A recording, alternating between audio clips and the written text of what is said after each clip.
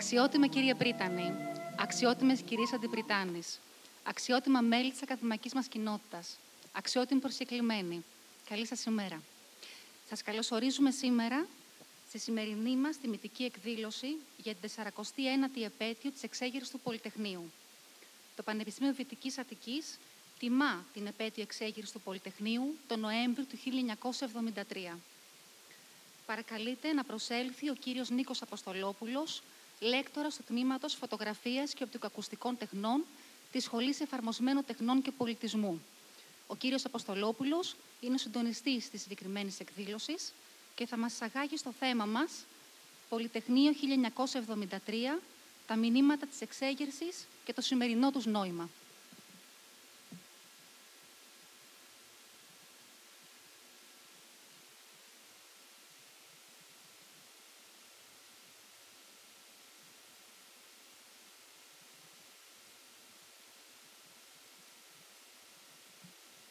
Καλημέρα σας. Σαν σήμερα, πριν από 49 ακριβώς χρόνια, 14 Νοεμβρίου, φοιτητές του Πολυτεχνείου, της Μαθηματικής, της Φιλοσοφικής και άλλων σχολών αποφάσισαν μέσα από γενικές συνελεύσεις να καταλάβουν το κτίριο του Πολυτεχνείου στην Οδό Πατησίων. Είχαν προηγηθεί οι δύο καταλήψεις της νομικής σχολής, το Φεβρουάριο και το Μάρτιο του 1973, με συνεπακόλουθες διώξεις των αγωνιστών φοιτητών, στρατεύσεις, ΕΑΤΕΣΑ, βασανιστήρια. Τον Αύγουστο του 1973, το καθεστώς της Χούντας έδωσε αμνηστία με αποτέλεσμα πολλοί φοιτητές να γυρίσουν στις σχολές τους. Αυτοί οι φοιτητές έδωσαν μεγάλη όθηση στους διεκδικητικούς αγώνες των υπολείπων, στο φοιτητικό κίνημα δηλαδή. Αποκορύφωμα αυτών των αγώνων ήταν η κατάληψη του Πολυτεχνείου που ξεκίνησε την Τετάρτη, όπως είπαμε, 14 Νοεμβρίου, πριν από 49 χρόνια, ακριβώς σαν σήμερα. Θα δούμε ένα σύντομο, πολύ σύντομο οπτικοακουστικό, θα μας βάλει λίγο στο πνεύμα της εποχής. Εδώ Πολυτεχνείο. Σας μιλά ο ραδιοφωνικός σταθμός των ελεύθερων αγωνιζόμενων φοιτητών, των ελεύθερων αγωνιζόμενων Ελλήνων. Ελληνική ΛΑΕ, σου μεταδίδουμε διαχείριση της Συντονιστικής Επιτροπής των φοιτητών που βρίσκονται μέσα στο Εθνικό Μεσόβιο Πολυτεχνείο αυτή τη στιγμή. Οι φοιτητές από όλες τις σχολές στη διάρκεια του φοιτητικού κινήματος συνειδητοποίησαν πως τα προβλήματα σχετικά με τον εκδημοκρατισμό της παιδείας και της λειτουργίας του εκπαιδευτικού συστήματος δεν λύνονται χωρίς την αλλαγή της συγκεκριμένης πολιτικής κατάστασης.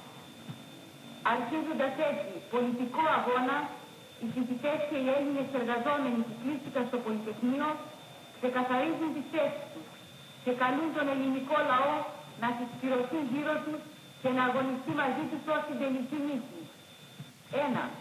Πρωταρχική προϋπόθεση για την επίλυση όλων των λαϊκών προβλημάτων θεωρούμε την άμεση πτώση του τυραννικού καθεστώτος της Χούντας και την παράλληλη εγκαθίδρυση της λαϊκής κυριαρχίας.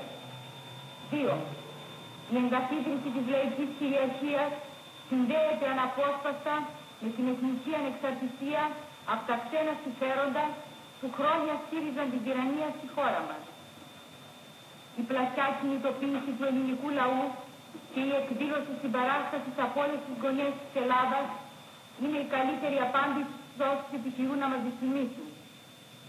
Ελληνική ΛΑΕ, ο αγώνας γύρω από τη λαϊκή κυριαρχία και την εθνική ανεξαρτησία σήμερα συνίσταται στις άμεσες μαζικές διεκδικήσεις στα οικονομικά, επαγγελματικά και κοινωνικά σου προβλήματα, με απεργιακούς αγώνες, με μαζικές κινητοποιήσεις και συλλαλητήρια, με προοπτική τη γενική απεργία για την ανατροπή της δικτατορίας.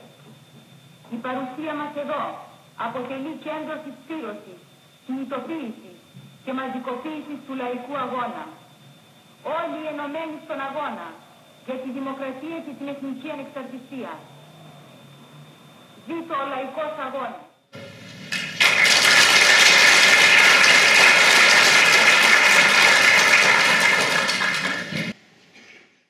Καλή σας μέρα και ευχαριστούμε για την παρουσία σας.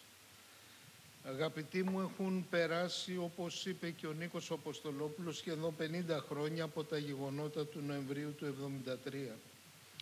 Τότε, με αφετηρία το Εθνικό Μετσόβιο Πολυτεχνείο, ξεκίνησε ένα εμβληματικό πολιτικό και ηθικό κίνημα αντίστασης, κυρίως των νέων, απέναντι στο τότε στρατοκρατικό καθεστώς. Ήταν η αντίστροφη μέτρηση για την στη συνέχεια επανακατάκτηση στη χώρα μας της δημοκρατίας και του δρόμου της διεθνούς αξιοπρέπειας. Στο τέλος, με βαρύ τίμημα απολειών τόσο για την Ελλάδα όσο και κυρίως για την Κύπρο. Έχοντας προηγηθεί σειρά γεγονότων στις 14 Νοεμβρίου του 1973, φοιτητές του Εθνικού Μετσόβιου Πολυτεχνείου αποφάσισαν αποχή από τα μαθήματα και ξεκίνησαν διαδηλώσεις εναντίον του δικτατορικού στρατιωτικού καθεστώτος. Και άλλοι νεολαίοι της τότε εποχής, φοιτητές από διάφορα ιδρύματα, μαθητές και εργαζόμενοι, εμπολείς άγνωστοι μεταξύ αγνώστων, χωρίς κομματικές ταυτότητες, αυθόρμητα, με φαντασία και αυταπάρνηση, με πατριωτική δέσμευση και με αξίες ελευθερίας και άμεσης δημοκρατίας, εξεγέρθηκαν απέναντι στο αυταρχικό, χωρίς λαϊκή βάση, δικτατορικό καθεστώς και κατέλαβαν το κτίριο επί της οδού Πατησίων του Εθνικού Μετσόβιου Πολυτεχνείου.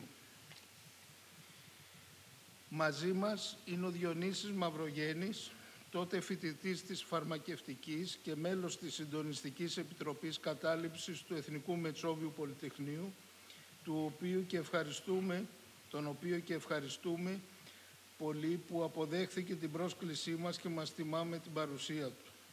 Οι έγκλειστοι, ελεύθεροι πολιορκημένοι όπως αυτό αποκαλούνται, ξεκίνησαν τη λειτουργία σε ανεξάρτητου ραδιοφωνικού σταθμού με πομπό που κατασκευάστηκε μέσα σε λίγες ώρες στο εργαστήριο της Σχολής Ηλεκτρολόγων Μηχανικών. Ένας από τους εκφωνητές του σταθμού ήταν ο Δημήτρης Παπαχρήστος, τότε φοιτητής οικονομικών, τον οποίο και αυτόν ευχαριστούμε που αποδέχθηκε την πρόσκλησή μας και μας τιμά με την παρουσία του. Ο λόγος των διασύμων σε ήθος παρόντων θα προσφέρει το αυθεντικό αφήγημα των γεγονότων της εποχής και θεωρώ ότι είμαστε πολύ τυχεροί αλλά και υπερήφανοι γι' αυτό. Τη συζήτηση θα συντονίσει ο καλός συνάδελφος φωτορεπόρτερ Νίκος Αποστολόπουλος, λέκτορας του Τμήματος Φωτογραφίας και Οπτικοακουστικών Τεχνών της Σχολής Εφαρμοσμένων Τεχνών και Πολιτισμού του Πανεπιστημίου. Παρόλη την αιματηρή καταστολή που επακολούθησε, στο τέλος επικράτησε ο πολιτισμός και τα ιδανικά του ενός λαού με ιστορία αγώνων για την ανεξαρτησία. Και όπως αναφωνεί ο ποιητής Νικηφόρος Βρετάκος, αναφερόμενος στη νεολαία του Πολυτεχνείου, δίχως τουφέκι και σπαθί, με τον ήλιο στο μέτωπο, υπήρξατε ήρωες και ποιητές μαζί. Είστε το ποίημα. Σήμερα γιορτάζουμε την επέτειο αυτή της εξέγερσης με ασφάλεια αλλά και διαρκή επαγρύπνηση για τα σύνορά μας, την κλιματική αλλαγή, το βιωτικό μας επίπεδο, την παιδεία και την ποιότητα της δημοκρατίας μας. Με σαφώς διαφορετικά δεδομένα, όλοι μαζί με ενότητα, ενστερνιζόμαστε τις αξίες της τότε εποχής, τις διαχρονικές αξίες του ελληνισμού, εργαζόμαστε για τη μείωση των ανισοτήτων και το δημόσιο συμφέρον, διεκδικούμε μια κοινωνία συμπεριληπτική με ανθεκτικότητα και επενδύουμε στους ανθρώπους και στη διαγενειακή ισότητα. Χρόνια μας πολλά.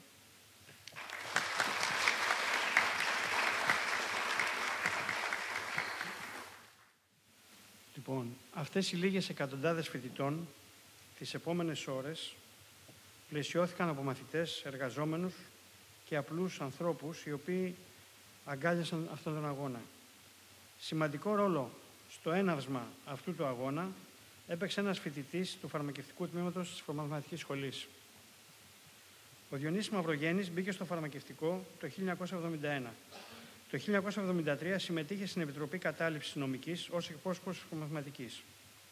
Μετά τη δεύτερη κατάληψη νομικής, σε ένα πογκρόμ του σπουδαστικού της ασφάλειας, το οποίο ονομάστηκε η νύχτα του Αγίου Βαρθολομαίου, συνελήφθη και στάλει για επιμόρφωση σε εισαγωγικά, στο ΕΑΤΕΣΑ, όπου και δέχτηκε τις περιποιήσεις των κυρίων Φωτοφυλαγιαννάκου και λοιπόν. Με την αμνηστία, επίσης εισαγωγικά, του Αυγούστου 1973, επανήλθε στον αγώνα κατά της Χούντας και στην κατάληψη του Πολυτεχνείου εκλέχθηκε μέλος της Συντονιστικής Επιτροπής. Μετά την καταστολή της εξέγερσης, κατέφυγε στην Κρήτη, όπου κρυβόταν σε ένα μητάτο, στάνι δηλαδή, στον Ψιλορίτη, παρέα με τον τουφέκι του. Περισσότερα θα μας πει ο ίδιος, αλλά πριν από τον κύριο Μαυρογέννη θα έχουμε ένα πολύ σύντομο χαιρετισμό από ένα συμφοιτητή του της εποχής και επίσης αγωνιστή του Πολυτεχνείου, τον συνάδελφό μας, ομότιμο καθηγητή, κύριο Καρίκα Γιώργο Αλβέρτο. Γιώργο, το βήμα είναι δικό σου.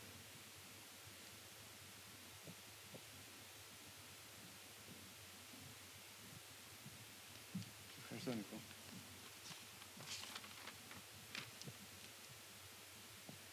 Θα είμαι πολύ σύντομος. Καλή σας μέρα.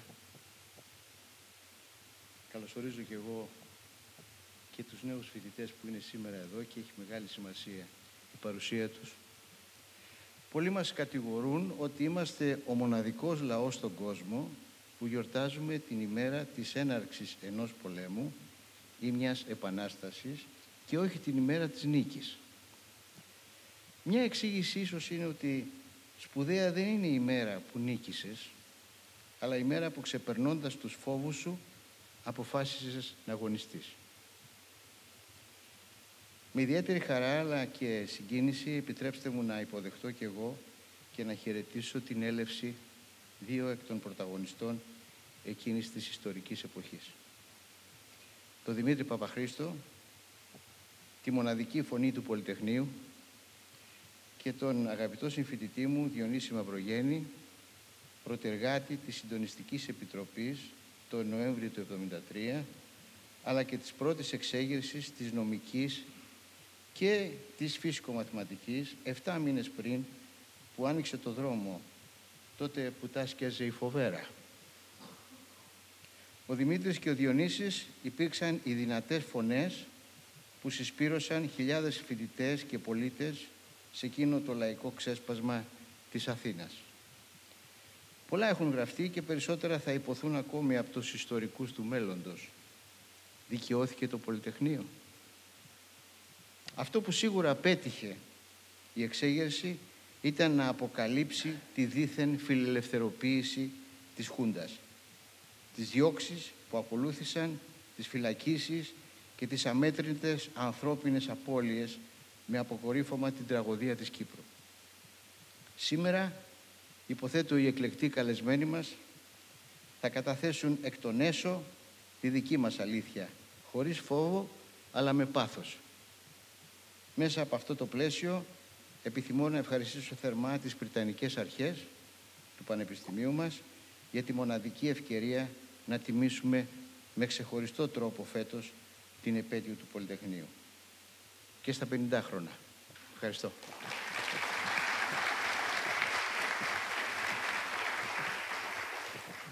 Κυρίες και κύριοι συνάδελφοι, ας υποδεχθούμε τον Διονύση Μαυρογέννη.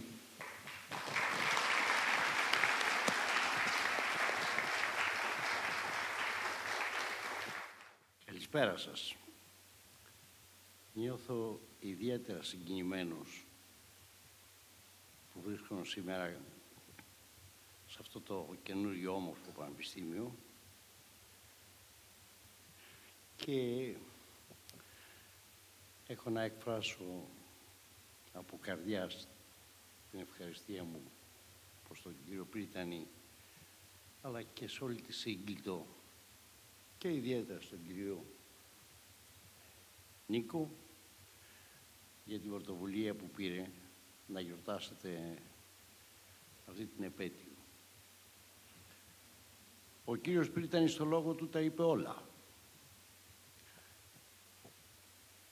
Πολύ συγκεκριμένα, θέλοντας να τονίσει κυρίως την έννοια του γιατί το Πανεπιστήμιο σήμερα γιορτάζει με αυτή την επέτειο.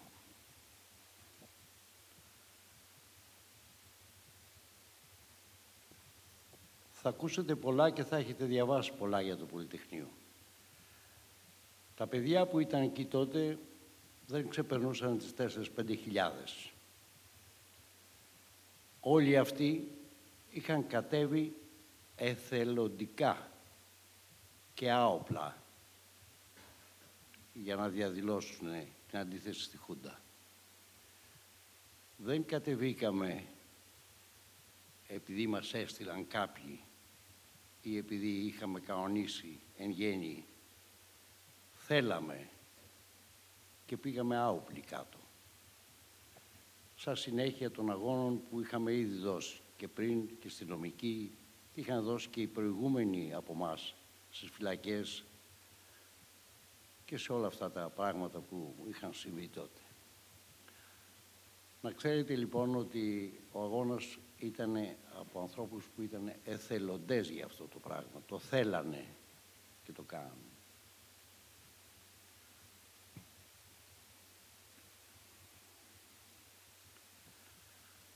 Αυτό που πρέπει να ξέρετε είναι ότι αυτό που έγινε στο Πολυτεχνείο ήταν ένα μοναδικό φαινόμενο που δεν είχε ξανασυμβεί ή μάλλον συμβαίνει σε ιστορικές στιγμές. Ήταν ένα είδος αυθόρμητης δημοκρατικής διαδικασίας. Το γεγονός ότι για λόγους τεχνικούς και διεκπεραίωσης του αγώνα εξελέγει μια συντονιστική επιτροπή είχε το εξής στοιχείο. Καταρχάς είμαστε ανακλητοί ανά πάσα στιγμή και αναλώσιμοι ανά πάσα στιγμή.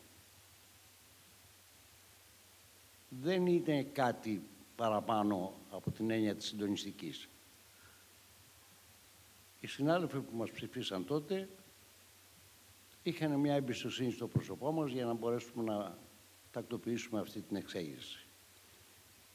Αυτό είναι το νόημα της συντονιστικής και τίποτα άλλο παραπέρα.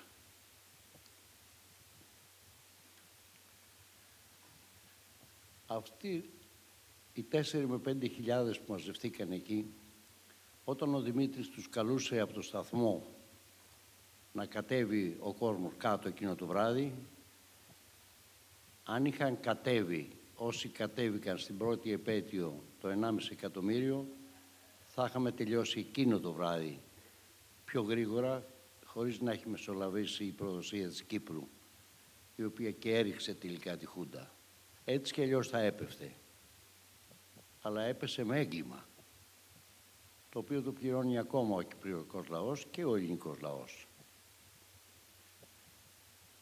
Οι άνθρωποι που κλαίγαν στα ραδιόφωνα όταν ακούγαν τον Δημήτρη να τους καλεί να συμπαρασταθούν, ξανακλάψανε μετά στις επετείους, φωνάζοντας «δώστε τη Χούντα στο λαό» κτλ. Εκείνο το βράδυ άξιζε.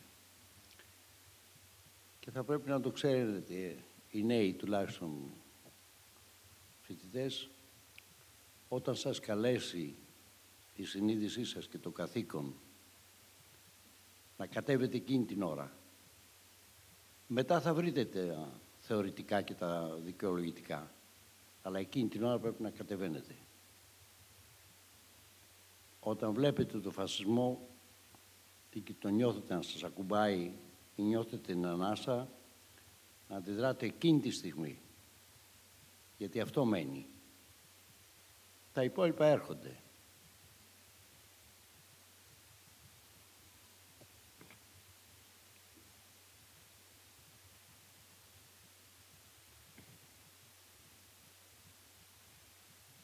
Ποιο είναι το νόημα που αφήνει εκείνη η επέτειος και εκείνη η εξέγερση? Είναι ένα φαντασιακό πράγμα που υπάρχει πάντα στους ανθρώπους και ιδιαίτερα στους νέους.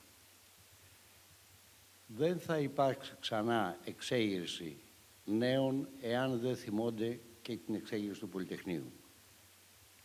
Και θα γιορτάζεται πολλά χρόνια. Εμείς θα έχουμε πεθάνει, αλλά κάθε νέος εκείνη την ημέρα σαν σήμερα θα μπορεί να πει μια κουβέντα. Μια φορά η κόρη μου όταν ήταν 6 χρονών είχε καθυστερήσει στο σχολικό της και της έβαλα λίγο τις φωνές να τρέξει για να μπορέσει να πάρει το σχολικό να φύγει. Μου ζήτησε χαρτζηλίκι για να πάρει κάποιο σάντουιτς στο σχολείο.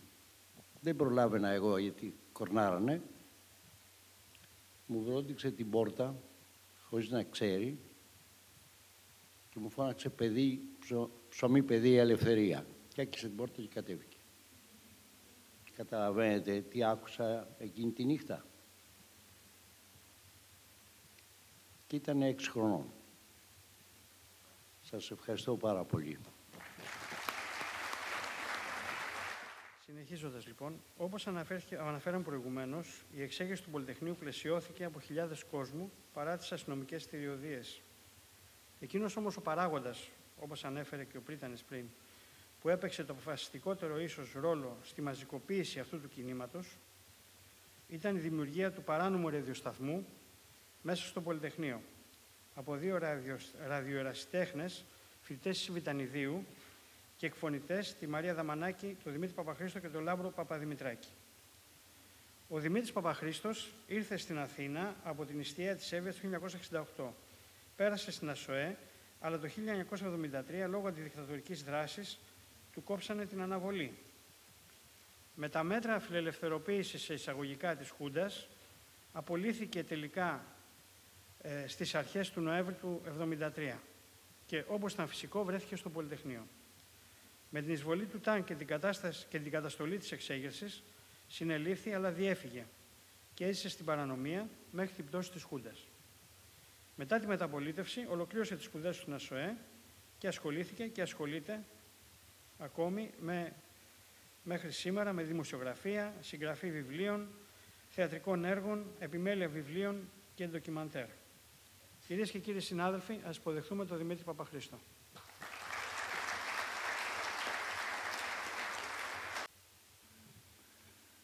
Σας χαιρετίζω. Να ευχαριστήσω τώρα τις Βρυτανικές Αρχές, τον Πρίτανη, τους καθηγητές και εσάς που είστε εδώ. Αλλά θέλουμε δεν θέλουμε, όταν κάνουμε αναδρομές, πρέπει να αναστοχαζόμαστε κιόλας. Για να δούμε τι έγινε και αυτό που έγινε, πού βρίσκεται σήμερα. Και γιατί υπάρχει. Καταρχήν δεν ήταν κάτι που μια στροφή στην Πατησίων και μπήκαν μέσα να καταλάβουμε το Πολυτεχνείο. Ήταν μια διεργασία που είχε ξεκινήσει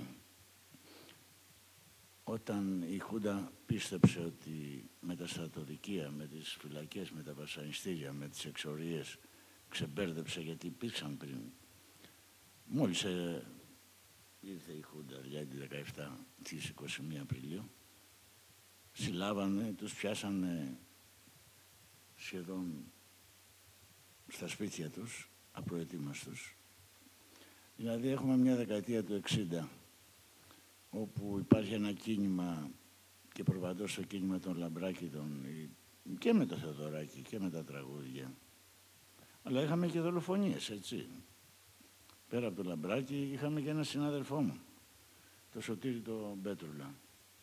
Υπήρχε μια προσπάθεια να αλλάξει, γιατί με την εμφυλιακή εποχή που μέχρι και σήμερα δημιουργεί προβλήματα σε αυτή την κοινωνία, σε αυτή την Ελλάδα, σε αυτή την χώρα. Εκείνο τον καιρό λοιπόν θα γινόντουσαν και εκλογές, ήταν και η ΕΔΑ, ήταν και η Ένωση Κέντρου και από πίσω όμως κυροφυλακτούσαν. Υπήρχε και Βασιλεία, έτσι, με τον Κοκό. Υπήρχε και ο Σπαντιδάκης που είχε φτιάξει τη δική του ομάδα για να κάνουν πραξικόπημα. Γιατί δεν θέλανε η Ελλάδα να γίνει δημοκρατική χώρα, δηλαδή, να, έστω και η κέντρο δεξιά, η κέντρο αριστερά, πείτε το όπως θέλετε, να κερδίσει τις εκλογές που θα γινόντουσαν εκείνο τον καιρό. Και από πίσω από αυτούς υπήρχαν πράκτορες, ρουφιάνοι, Αμερικανοί, το ΝΑΤΟ, πρέπει να τα λέμε όλα, που είχαν τεραβέργεια και με τον Παπαδόπουλο από τη δεκαετία του 50 και από την ΚΙΠ και από τη CIA. Αυτά βγήκανε και με την τραγωδία που έγινε στην Κύπρο μετά. Ωραία, κάνανε πραξικόπημα. Γιατί μας βάλανε στο ψυγείο. Αλλά όχι στο ψυγείο. Ο Παπαδόπουλος έλεγε, και είναι να γελάμε καμιά φορά, ότι μας έβαλε στο γύψο για να έρθει η δημοκρατία, γιατί δεν αξίζει αυτή η χώρα να είναι έτσι. Πήγαν να μας σώσουν δηλαδή. Για να μην μακρηγορώ, αρχίζει μέσα από παρέες, μέσα από έρωτες, μέσα από την πίστη να αλλάξει ο κόσμος, να πέσει η τυραννία, η δικτατορία. Αλλά χωρίς πίστη στο όνειρο και την ελπίδα ότι μπορεί να αλλάξει αυτός ο κόσμος, που θα χωράει πολλούς κόσμους και ελεύθερους σκεπτόμενους ανθρώπους. Χωρίς το σοσιαλισμό δηλαδή, σαν όνειρο, σαν επιδίωξη, ή τον κομμουνισμό ή τον αναρχισμό, ο νέος δεν μπορεί να υπάρχει και να δικαιολογεί την νιώτη του. Αυτό ξεκίνησε από εμάς, από παρέες, από έρωτες, από σχέσεις που αναπτύσσαμε μεταξύ μας και δεν ήταν εύκολο πράγμα. Φανταστείτε τώρα τα σκουλαρίκια από εδώ, το κούρεμα γουλή μέχρι κάτω ή το ντύσιμο ή οποιαδήποτε εμφάνιση ενός νέου είναι αποδεκτή. Εμείς δεν μπορούσαμε, πήγαν να μας κουρέψουν μια φορά στην σχολή μου για τα μαλλιά, για τα γένια, για το τζάκετ, γιατί υπήρχε ο Τσε από πίσω, γιατί υπήρχε μια παράδοση από πίσω. Δεν ξεπέσαμε και δεν πέσαμε έτσι απότομα. Είχαμε σχέση και με το παρελθόν.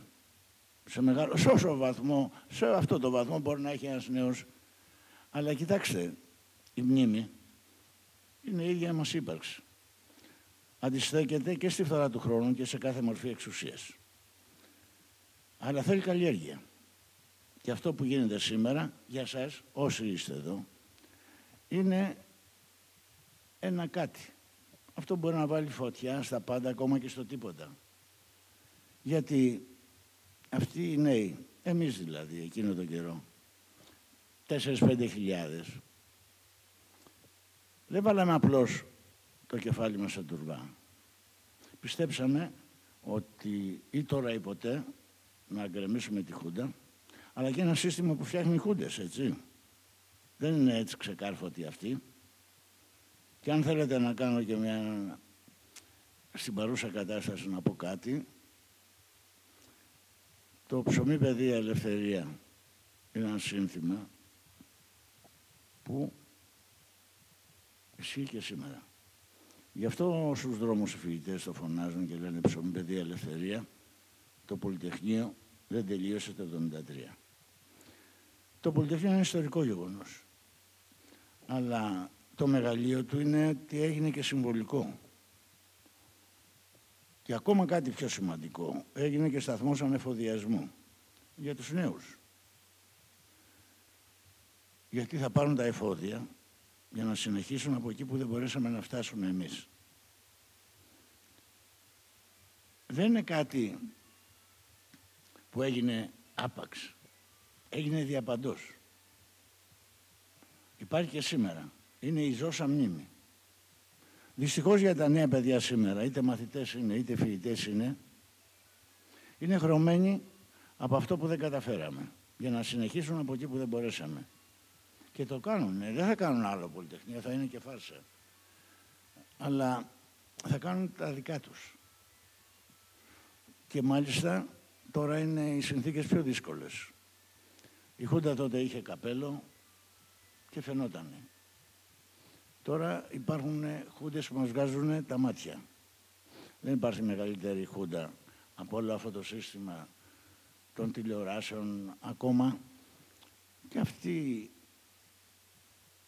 η ιντερνετική κατάσταση, τα ιντερνέτια, η υπερπληροφόρηση που δεν αφήνει στον εγκέφαλο τίποτα, γίνεται μια χωάνη. Ούτε στη σκέψη. Πληροφορίες, πληροφορίες, πληροφορίες.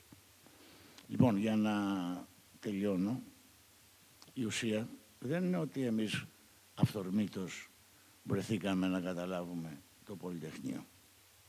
που είναι το κάστρο μας, υπήρξε μια προεργασία. Κατεβήκαμε με υπογραφές, παρακαλώ. Ποιος να βάλει υπογραφές εκείνον τον καιρό? Να πάμε στα πρωτοδικεία για να διώξουμε τα φασιστόμουτρα που είχαν τους διοικητικούς συλλόγους. Φτιάξαμε συλλόγους επαρχιακούς, τους τοπικούς συλλόγους.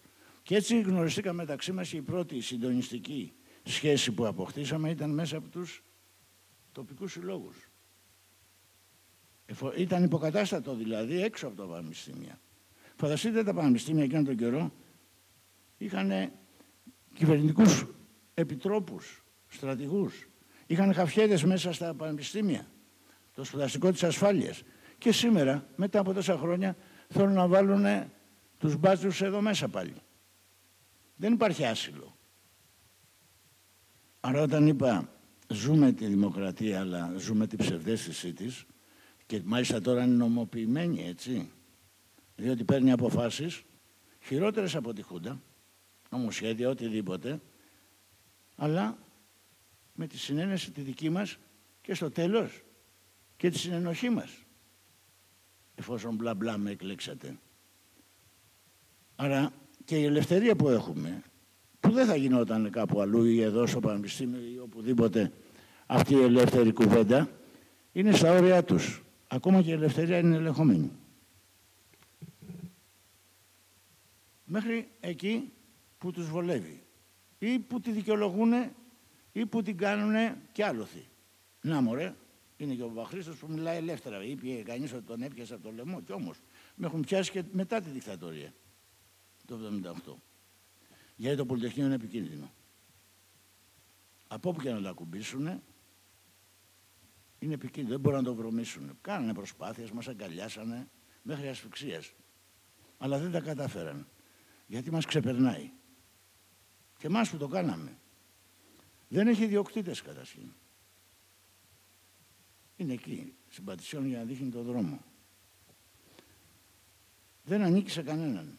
Ανήκει σε όλους εκείνους και χθες και σήμερα και αύριο που συνεχίζουν τον αγώνα. Και αυτό τους ενοχλεί. Δηλαδή τα παιδιά σήμερα, δεν μιλάω τώρα για τους φοιτητές ή για τους μαθητές, ακόμα και τα μικρά παιδιά, για να μάθουν την αλφαβήτα ή να φτιάξουν μια λέξη, λέγανε Λόλα, να ένα μήλο. Τώρα λένε εδώ Πολυτεχνείο, είπε ο 6 χρονών δεν ήταν η κόρη σου. Ψωμί, παιδιά, ελευθερία. Δεν ξέρουν τίποτα, αλλά θα το μάθουν. Είναι κάτι που έμεινε, ξέπλυνε και την ανοχή της κοινωνίας εκείνης της εποχής των γονιών μας, των πατεράδων μας, που σε ένα μεγάλο βαθμό σιώπησε ή ανέχτηκε τη Χούντα. Είναι κάτι που έχει ξεπεράσει και τα όρια της Ελλάδας. Το έχω ζήσει γιατί με έχουν φωνάξει παντού. Μέχρι από Αυστραλία, μέχρι Αμερική, από Αμερική μέχρι όλη την Ευρώπη, μέχρι την Αγγλία. Δεν είναι κάτι που έχει να κάνει με αυτό που επιθυμεί ο καθένας. Όταν νοσταλγείς κάτι, ή ακόμα και οι νέοι λέει γιατί να μην είχα γεννηθεί κι εγώ τότε. Αυτό είναι ελπίδα για το μέλλον. Είναι και κάτι που το είδα στο εξωτερικό, ήταν και περηφάνεια αυτών που ζούσαν στο εξωτερικό και μας φωνάζανε και με φωνάξανε πολλές φορές. Να βρε, τι έγινε στην Ελλάδα εκείνο τον καιρό. Περήφανοι νιώθανε. Είναι και μια υπερηφάνεια. Αλλά είναι και ένα βάρος, έτσι, για να ξέρουμε και τι λέμε. Γιατί να συνεχίσεις και να πας πού. Το να κάνεις μπαλώματα, όπως έχουν γίνει πολλές φορές, ή να χτυπήσεις το δράκο, ή να συνεχίσεις ένα αγώνα μέσα στα πλαίσια αυτού του συστήματος που δημιουργεί αυτά τα προβλήματα, τότε πρέπει να έχεις προετοιμαστεί για τη ρήξη και για το μάτωμα. Δέστε τα συνθήματα, δηλαδή όταν φώναζα στην παράσταση ΛΑΕ, δεν το φώναζα έτσι τυχαία. είχα συνείδηση ότι δεν μπορούμε εμείς να τα βγάλουμε πέρα αν δεν έχουμε το λαό μαζί μας. Όταν πραγματικά με έπιασε να φωνάζω πώς είναι δυνατόν να κοιμάστε όταν σκοτώνουν τα παιδιά σας, τα είχα βάλει και με εμάς και με αυτόν τον κόσμο. Με τους γονείς μας δηλαδή. Όταν φώναζα αδέρφια μας Φαντάρη, δεν το φώναζα έτσι τυχαία. Ήδη ένα μήνα πριν ήμουνα στην Ξάνθη, Φαντάρος. Μου είχαν κόψει ένα βολί και τι, δεν ήμουνα κανονικός Φαντάρος. Μέχρι Αμοβούλγαρος ήμουνα σε ένα βουνό και κάνανε μάχη και λέει έχουμε και 2% απώλειες δικαιολογημένες. Δεν θα, έχω σε πολλά βιβλία μου γράψει και αναφερθεί. Και εγώ δεν ήξερα και την Ελλάδα, έτσι βρέθηκα Καλαμάτα, Μεσολόγγι, στο Μεσολόγγι ένιωσα. Το Μεσολόγγι ήθελα, δεν ήθελα. Και βρέθηκα να μας επειδή ήμασταν 5, 6, 10, 20, μας πάσαν να είμαστε 1, 2, 3. Γιατί και κάθε φορά που ήμασταν μαζί, δεν δεχόμασταν το στρατό να είναι κυρίαρχος αυτού του τόπου. Έχει πορεία η ιστορία, θα έχει και στη συνέχεια.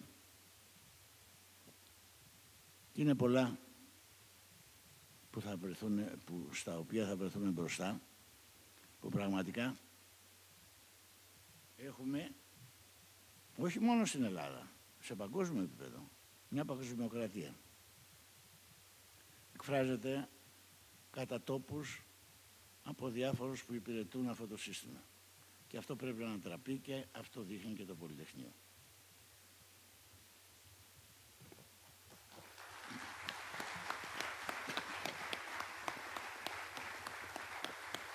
Συγγνώμη.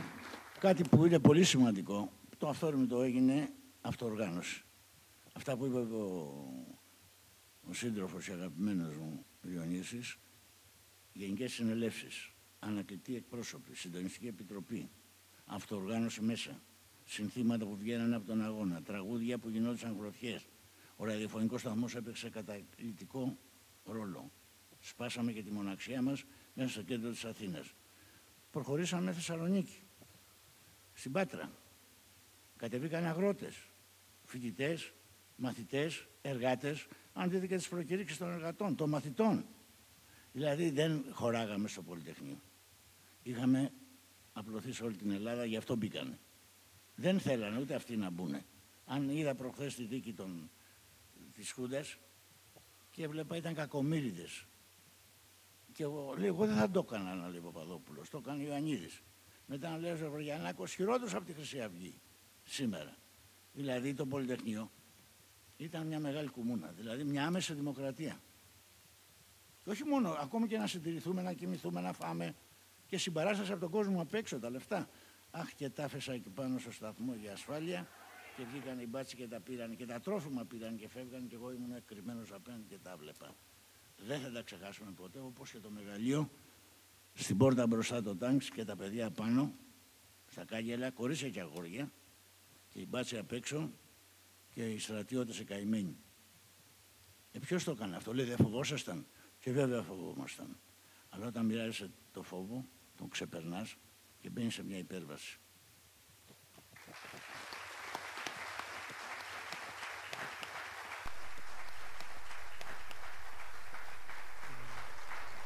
Θα καλέσω τον Πριτανή να τιμήσει τους δύο εκλεκτούς καλεσμένους μας, αποδίδοντάς τους μία πλακέτα του Πανεπιστημίου μας.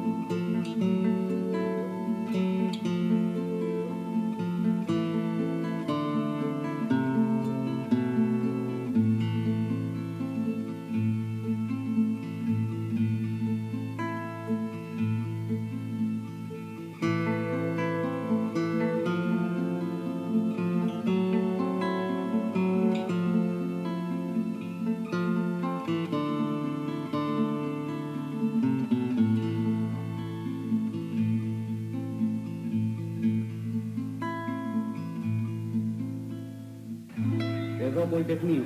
Σας μιλά ο ραδιοφωνικός σταθμός των ελεύθερων αγωνιζόμενων φοιτητών, των ελεύθερων αγωνιζόμενων Ελλήνων.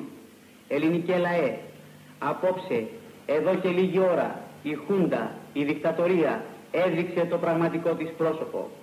Η σκιά του στρατιωτικού νόμου έπαψε πια να είναι σκιά. Είδαμε τα τάγκ να κυκλοφορούν στους δρόμους της Αθήνας.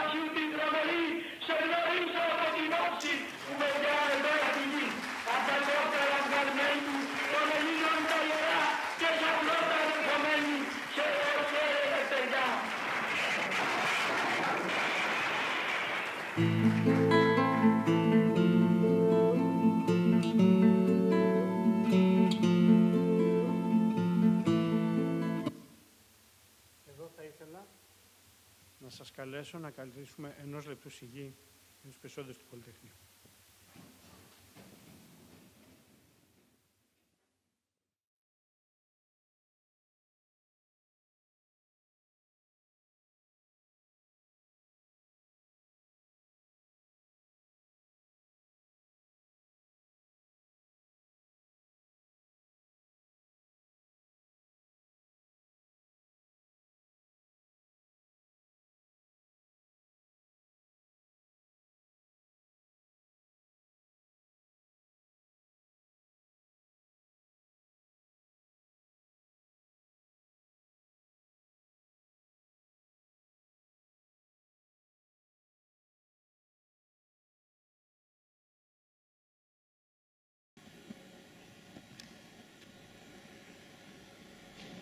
Thank